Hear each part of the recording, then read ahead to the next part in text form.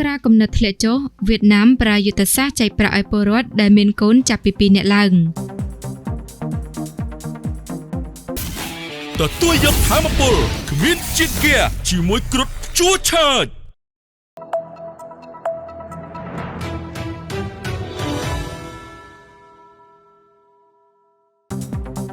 ធ្លាប់តែដឹងថាវៀតណាមមានពលរដ្ឋច្រើនបំផុតក្នុងតំបន់ហើយចំនួនពលរដ្ឋវៀតណាមកើនឡើងរហូតដល់100លាននាក់កាលពីឆ្នាំ2025ប៉ុន្តែពេលនេះក្រសួងសុខាភិបាលវៀតណាមបញ្ជាក់ថាអត្រាកំណត់ធ្លាក់ចុះគួរឲ្យកត់សម្គាល់និងមានគម្រោងចែកប្រាក់លើកទឹកចិត្តឲ្យពលរដ្ឋដែលមានកូនចាប់ពី2នាក់ឡើងទៅដោយចាប់ផ្ដើមចែកចាប់ពីថ្ងៃទី1ខែកក្កដាឆ្នាំ2026ប៉ុន្តែកំពុងរងចាំការអនុម័តថវិកាពីរដ្ឋាភិបាល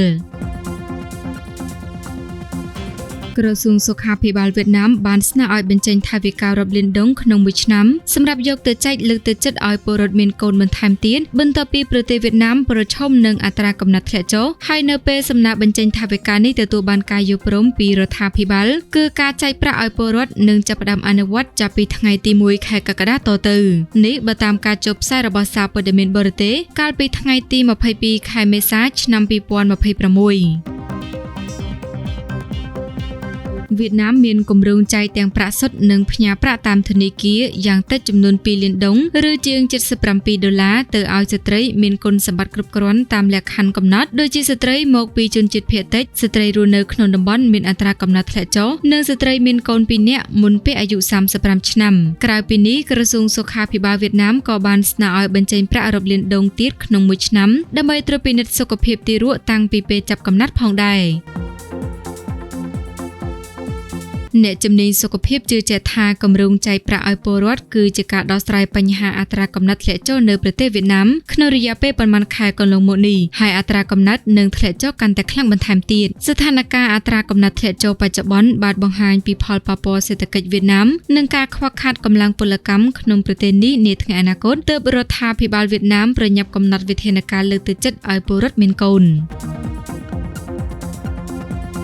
គូបញ្ជាក់ថាកាលពីខែកញ្ញាឆ្នាំ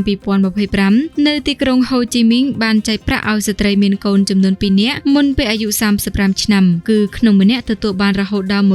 $190ខណៈមុននេះចែកប្រាក់ត្រឹមតែ$115ប៉ុណ្ណោះដើម្បីកាត់បន្ថយអត្រាកំណត់ធ្លាក់ចុះវិធានការចែកប្រាក់ឲ្យពលរដ្ឋមានបំណងជំរុញឲ្យស្ថាប័នផ្សេងគាំទ្រការបង្កើនចំនួនពលរដ្ឋក្នុងក្រុងហូជីមីញហើយស្ត្រីដែលមានគុណសម្បត្តិគ្រប់គ្រាន់ក៏ទទួលបានការជួយឧបត្ថម្ភផ្សេងទៀតពីរដ្ឋាភិបាលផងដែរតាមទិន្នន័យនៅឆ្នាំ2024និងឆ្នាំ2025គឺវៀតណាមមានពលរដ្ឋចាប់ពី99លាននាក់ទៅ100លាននាក់ដែលត្រូវបានចាត់ទុកជាប្រទេសមានពលរដ្ឋច្រើនស្ថិតក្នុងលំដាប់ទី3នៅក្នុងតំបន់អាស៊ានបន្ទាប់ពីឥណ្ឌូនេស៊ីនិងហ្វីលីពីននិងស្ថិតនៅក្នុងលំដាប់ទី15លើពិភពលោកហើយនេះដើម្បីកុំឲ្យចំនួនពលរដ្ឋធ្លាក់ចុះប៉ះពាល់ដល់កម្លាំងពលកម្មនានានាថ្ងៃអនាគតវៀតណាមក៏អនុវត្តវិធានការចែកប្រាក់